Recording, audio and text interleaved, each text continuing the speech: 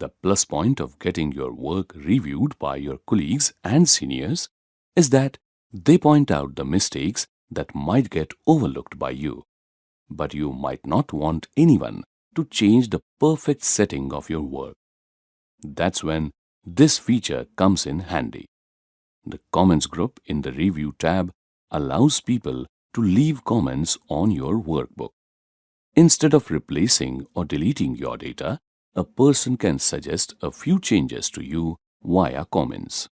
The available options like New Comment, Delete, Previous, Next, Show or hide comments, etc. be of help to you and the reviewers of your work. Click on the New Comment option and create 2 comments. Click on the Previous and Next option to navigate between the 2 comments. Click Delete to delete one of the comments.